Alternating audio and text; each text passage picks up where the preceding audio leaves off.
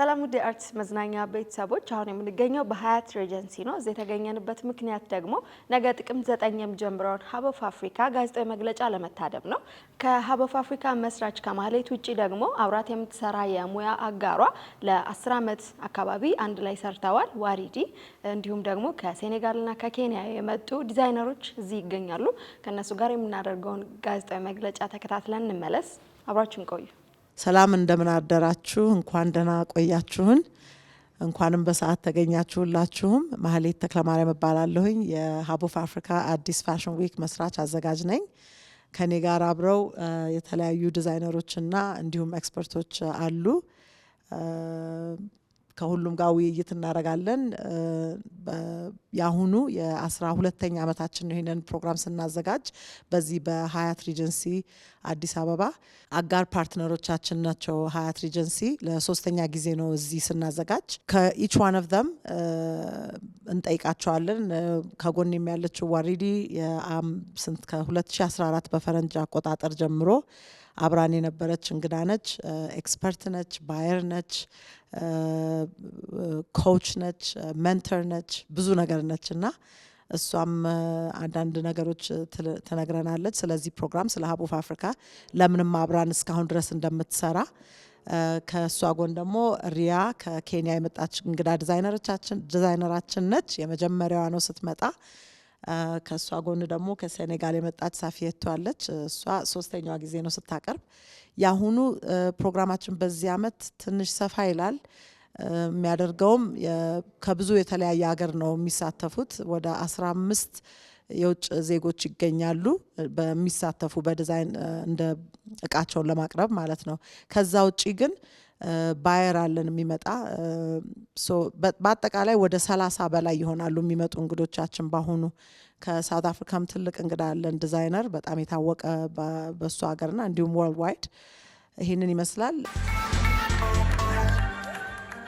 ማይ ምን አሰብኩኝ አሁን ስናወራ ብዙ ጊዜ ችግር ነው አይደል አሁን እያስቸገረሽ ነው ሰዎችን ስታመጪ ዲዛይነሮችን እዚህም ስታዘጋጂ ፋይናንሻሊ በጣም ትቸገሪያለሽ ይሄ ደግሞ አፍሪካን የሚያስተዋውቅ ነው እርስ በእርስ ከኛም አልፎ ለዓለም ራሳችንን የምናሳይበት ነው ቅድም እንዳልኩሽ ኢቨን ፓን አፍሪካኒዝም ሐሳቡ እርስ በርስ የኛ መተሳሰር ነው አይደለ እርስ በርስ መተዋወቃችን መግባባታችን ከዛ ለኢትዮጵያ ችግር አሜሪካ ጣልቃ ገብታ እኔ ያለሁበት እኔ ነኝ ችግርሽን መፈታልሽ አትላትም ከባሽ ሁላችንም አንድ ላይ ስንተጋገዝ የኬንያ ባለስልጣን የኛ ነገር ያገባል እኛ ደግሞ የኬንያ ነገር ያገባናል እኛንን ጣልቃ መንገባው ሄደን ትልቅ ነገር ነው ሲያድግ ትልቅ ነገር ነው የሚሆነው ፋሽን ብቻ አይደለም ቅድም እሷ እንደገለጸችው ማለት ነውና መንግስት ያግዝሽም ጠይቀሽ ነበር እንደገና መለሳለሁኝ አው በአመት ስፖንሰሮች እንፈልጋለን ፓርትነሮች እንፈልጋለን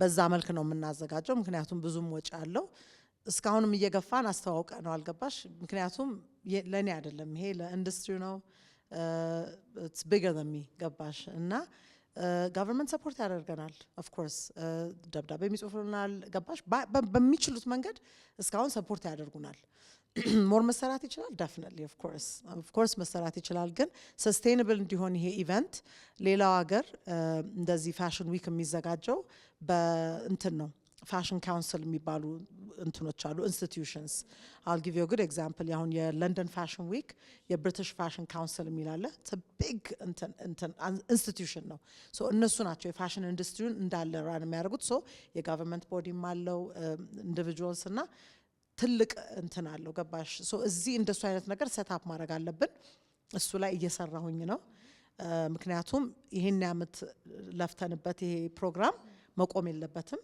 መቀጠል አለበት ማህሌት ደከማት ማለት ይሄ ፕሮግራም መቆም የለበትም ወይ ደግሞ ከኔ አንስቶ ሌላም ሊጀምረው ይችላል ኖ ፕሮብለም ግን ብዙ ኦሬዲ በጣም ራሱን ሪስፔክት አድርጎ የቆየ ፕሮግራም ስለሆነ መቀጠልም ስላለበት I think አሶሲዬሽንም አለ ባለፈው መንሽን አድርጌዋለሁኝ ያው የፋሽን ዲዛይነርስ አሶሲዬሽን አለ እነሱም አሁን በርትተው እየሰሩ ነው እነሱን ደግሞ ማበረታታትና ይሄንንም ኢቨንት ደግሞ ይዘው የሚሄድበት መንገድ ግን በደንብ ስትራክቸር ተደርጎ እንትን ማድረግ አለበት ምክንያቱም እንደዛ ነው የሚሰራው ሌላ ሀገር ገባሽ ትልልቅ ኢንስቲትዩሽኖች ናቸው የጣሊያንም ጋብዘን ነበር እንዲመጡልን ትንሽ ጋይደንስ እንዲሰጡን ማለት ምንድነው ማድረግ ያለብን ይሄንን አሶሲዬሽን ሆነ ካውንስል ለማስአው በደንብ ስትራክቸር ተደርጎ ኢንዱስትሪውን ፋሽን ሾው ብቻ እኮ አይደለም ገባሽ ሙሉ ኢንዱስትሪውን ነው የሚያጠናክሩት ገብቶሻል ሶ የጀማሪ ዲዛይነሮችንም ሰፖርት ሲያስፈልጋቸው በትምህርቱ ዙሪያ በምንም ነገር እንዲያበረታታ ይረዳሉ አዲስ ናት አሁን ስትመጣና ምን ተሰማሽ ወደዚህ በመምጣትሽ ሀብ ኦፍ አፍሪካን በመቀላቀልሽ ለመጀመሪያ ጊዜ ምንስ ተጠቀማለሁ ብለሽ ታስቢያለሽ ምንስ ለማሳየት አስበሻል ሄለሪያ ነው ሳፊያቶ ደግሞ አለባበስ ብዙ ጊዜ አስተሳሰብን ነው የሚያሳየው የአንድን ሀገር አስተሳሰብ አለባበሳችን ላይ እንገልጸዋለን ለምሳሌ እሷ ጨዋ ናት ቀሚሷ ጨዋ ነው ሲባል እውነት አስተሳሰብ ላይ ይገለጻል ብዙ ጊዜ አለባበስና አሁን ብዙ ጊዜ መሰበክ ያለበት ብዬ ማስበው ሰላም ነው እንደ ሀገርም ጥሩ ሁኔታ ላይ ስላልሆነን አሁን ምንድነው ምትሰብኪን በልብስሽ ምንድነው ምታሳየን So, you know, I think that it's important to note that Hub of Africa Fashion Week has already begun from the moment that I received my invitation letter. It's been such an incredible experience. I've actually, before I started my fashion brand, my very first job was working at Fashion Week in Mumbai. And so I know a little bit about the behind the scenes, and I've been so impressed and felt so supported and guided and well taken care of right from, you know, these months before today, and here we are. So yeah, I mean, I think my expectations are high in a way because it's been so good. But it's, you know, but I do, you know, I honestly, it's, you know, everyone on the team is so wonderful and it's been really well organized. I know that we have a very full guest list, so I think that's an exciting thing. We've got some great buyers coming. And lots of journalists and things like that. So I think the expectation, or also just the understanding that there's going to be some really incredible exposure for Lila Bear. And yeah, what I've brought in terms of my show, this is a very exciting collection for me. I've worked for years on creating a locally, like regionally local textile, our own signature. And this is partly because of circularity and my principles around sustainability, but also within the supply chain in the region, it can be difficult to navigate and be able to scale your fashion business without that raw material. So I've worked really hard and I'm so excited that I've created this textile. It's a handloom textile. It's dyed with botanicals. So it's 100% natural and artisanal. And I've, you know, again, with Weridi's guidance and mentorship, she's really helped me grow into my aesthetic as a designer. So I would say that this is the first time that I'm presenting a collection that is the meeting point between my values around sustainability and my design aesthetic. So thank you so much for your question, which I think is a very important one. I come from an environment where, you know, art is not really taken seriously, especially I would say in Africa, because, you know, your parents would rather you be, you know, a doctor or an economist, whatever. That's why I became an economist, because, you know, I always wanted to be in fashion, but then, you know, my parents or my surrounder will tell me, well, people are not going to take you seriously. So the thing is, Africa in itself is art, and we cannot deny that. If we deny that, we deny a big part of, you know, of ourselves. And if you try to be something that you're not, that's problematic. And behind Saraya is much bigger than Saraya. Saraya is about also mental health. Okay? And I'm talking from a personal experience because I've been through a depression, and that's something that I openly talk about, because not being what you're supposed to be, trying to be something else, well, one day your body is going to remind you that, that's just not the way to go. So going through depression, the only thing that was actually working was my head and my creativity. My best pieces were actually created when I was in the deepest of my depression. So Saraya helped me to express myself, to express my feelings by the colors, by the shapes. And when I was going through that, I said, okay, when you are going to be healed, you have to help people who are going through exactly the same thing. You have to, help them get out and tell them that it's basically okay not to be okay, And art actually really help to heal you. And that's really how I really found myself, even though, I went to school in the States and, I became an economist, and then I ended up at the American Embassy and stuff. But that was not me. And now I feel like life is so much, easier because I'm expressing myself. I'm being loyal to myself, basically, because and it's colorful, So when you're trying to be something that you're not, it is not going to solve the problem. And authenticity is extremely important. And so people ask me, why, your stuff is so different, it's so unique. That's because I tell them that's because I am very faithful to how I feel inside. And being faithful, you become unique and you become different. One of my mentorship is about fashion is feeling. First get in touch with your feeling and then understand your feeling. And through that feeling, you'll open up your creativity. So this is even yesterday, the 6 mentors, you will see the exhibition tomorrow. When I speak to them, even Emmanuel, my assistant, will say, well, really, when you're with your mentees, you are blossoming, you're different, because I just connect when I see them, their eyes, I'm opening their eyes, it gives me so much joy. And for me, this is also the expression I express to make them open their eye and really get in touch with their soul, then to create, to be more, then they blossom with their creativity. ደስ ብሎኛል ብላለች። ኤክስፔክቴሽኗም ደግሞ ከፍ ያለ ነው። ምክንያቱም የመጀመሪያዋ ነው። ብዙ ለፍታበታለች፣ ብዙ ሰርታበታለች እና የተጠቀመችውም ደግሞ የትራዲሽናል በሃንድሉም ራሷ ክሬት አድርጋ የሰራችው ነው። በጣም ሰስቴይናቢሊቲ ላይ ትሰራለች ማለት ኮንሽስ ነች በምትሰራቸው ፕሮዳክቶች የምትጠቀመው ቀለም ኬሚካል የሌለው ነው። ገባሽና በሱ በጣም ብዙ ሰርታበታለችና እሱን ነው የምታቀርበው። እና ከኢቨንቱም ደግሞ ትልቅ ኤክስፔክቴሽን አላት። ያው ባየሮችም አሉ የመሳሰሉት እንግዶችም ደግሞ በኦንላይን ራሷ ሬጂስተር አድርጋ ፎሎወሮቿን እዚህ ያሉትንም ሁሉ ጋብዛለች። ጎበዝ ነች በጣም ነው ያድንቃታለሁ።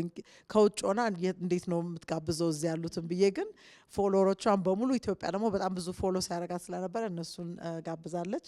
ሶ ጥሩ እንትን ይዛ ትመጣለች ብዬ እኔም ገምታለሁ። በጣም አም ሪሊ ኤክሳይትድ። ለሳፌቱ ደግሞ የጠየቅሻት እንደ ፋሽን እንደ ኤክስፕሬሽን እንዴት ነው የምታየው ነው። የሷ በጣም እንዲያውም ዲፕ ሆኖ ነው ያገኘሁት። አይ ቲንክ ሁላችንም ኢሞሽናል ነው ያደረገችን። ባክግራውንዷ ኢኮኖሚስት ነው። ኖርማሊ አፍሪካ ውስጥ ሲሪየስሊ አንወስደውም ነው ያለችው ክሪኤቲቭ ኢንዱስትሪን እንደ እንትን አናየውም እንደ ፕሮፌሽን። ምክንያቱም ፋሽን ዲዛይነር ነኝ ብቲ፣ ሙዚቀኛ ነኝ ብቲ፣ ዳንሰር ነኝ ብቲ ምንንም ክሪኤቲቪቲ ሪሊ ኤክስፔክት አይደረግም። ወይ ዶክተር ሁኚ ነው ወይ አስተማሪ ወይ ሌላ ነገር። እና እኔ ደግሞ እንትኔ እሱ አልነበረም። ግን ኦፍ ኮርስ ውጭ አጥንቼ ኢኮኖሚስት ሆኜ ግን ውስጤ ደስተኛ አልነበርኩም። የሆነ እንትን ምፈልገው ነበር እና በዚህ በፋሽን ዙሪያ ራሴን አገኘሁኝ። ሁለት ጥያቄ ነው የቀረኝ ለዲዛይነሮቹ። የመጀመሪያው ጥያቄ ብዙ ጊዜ የአፍሪካ ልብስ ሲባል እኛ ሀገር ማለት ነው በጣም ህብረ ቀለማት ያለው ብዙ ቀለሞች ያሉት እንደ ሸሚዝ ማለት ነው፣ እንደ ጃኬት እንደዚህ 55 ነን አይደል? አፍሪካ ውስጥ 55 ሀገሮች አሉ። ሁላችንም የራሳችን ቀለም ነው ያለን። ለምሳሌ ኢትዮጵያን ማንሳት ቢቻል ሸማ ነው የምንለብሰው ነጭ ከጥልፉ በቀር ማለት ነው። እና ሁሉም 55ቱም ሀገሮች ደግሞ የራሳቸው ቀለም አላቸው ብዬ አስባለሁና አፍሪካን በምን አይነት ቀለም ነው የሚገልጹት? እስኪ በሆነ ቀለም ግለጹት ብላቸው በምን ይገልጹታል? ሌላኛው ደግሞ በፋሽን ሰላምን መስበክ ይቻላል ወይ? ምን አስባችኋል? በአሁኑ fashion is very powerful. I think know so. If I had to pick a color to describe the whole continent, I would say a very vibrant orange. Yes, and the reason, something like but like rich, really bold.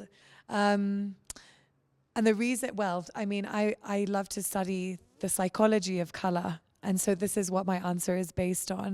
But orange represents fun and joy and playfulness, as well as welcoming, like friendly kind of tones. So I would say those are things that, as much as Africa has so many different countries and so many different cultures, that's one thing that connects all of us together, is we all have those qualities in us, I think. So that would be the thing that would be the color.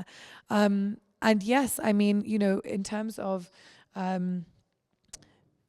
creating feelings of peace and being able to evoke that through fashion is absolutely possible. I think it starts from the fabrication, from the grassroots level, from the ground up. And it's actually not just a feeling when you wear the clothes, it's who made those clothes, how do they feel when they made those clothes. The story of clothing, it starts, from that plant that grows and then is picked. So Africa evokes something that is bright, colorful, the smile, the sun. I would say yellow. But I would say red. Red is very important to me because that's the color of protection. And it means a lot to me. So in a lot of my pieces, I have red in it. And Senegal flag is vert, jaune, rouge, green, yellow, and red. Anyways. So as far as peace is concerned, I said earlier that when people are true to themselves, it brings peace, for them. So expressing your authentic self in what you do definitely brings, calmness and tranquility and happiness. So, and that's what I'm doing through my brand. ሮብ መክፈቻ ፕሮግራማችን ነው። መክፈቻ ፕሮግራማችን የመጡት እንግዶቻችን እንኳን ደህና መጣችሁ ለማለትና ኔትወርክ ለማድረግ ነው። እሱ በኢንቪቴሽን ብቻ ነው። ሐሙስ ግን ከጠዋት ጀምሮ የውይይት ፕሮግራም አለን። ከ3 ሰዓት ጠዋት ጀምሮ እስከ ግማሽ ቀን ለጀማሪ ዲዛይነሮች በዚህ ኢንዱስትሪ መስራት ለሚፈልጉ ዲዛይነሮች ውይይት እናደርጋለን። ከዛ ኤግዚቢሽንም አለን ሙሉ ቀን 18 ዲዛይነሮች ከውጭም አሉ በኤግዚቢሽኑ ላይ ከሴኔጋል ከኬንያና ከሳውት አፍሪካ እንዲሁም ከኢትዮጵያ በኤግዚቢሽን የሚያቀርቡት ፕሮግራም አለ። እሱ ለማንም ክፍት ነው። መታችሁ ጎብኙን። ኢንስፓየር ትሆናላችሁ ብዬ በጣም አምናለሁኝ። ከጠዋት 4 ሰዓት እስከ 12 ሰዓት ነው እሱ ሀያት ሪጀንሲ ቦልሩም። ሐሙስና አርብ ነው እሱ ሙሉ ቀን። ከዛ ፋሽን ሾው ፕሮግራማችንም አለ። የአርቡን ብቻ ትኬት አለን። ኢንትረስትድ ለሆኑ በጣም ጥቂት ነው የምንሸጠው። ከዛ ቅዳሜና እሁድ ደግሞ የግብይት ይኖራል ማለት ነው። ትኬቱን እዚሁ ሀያት ሪጀንሲ ማግኘት ይችላሉ። ቅዳሜና እሁድ ሙሉ ቀን ደግሞ የግብይት ማለት ዲዛይነሮቹን በሙሉ ታገኟቸዋላችሁ ማለት ነው።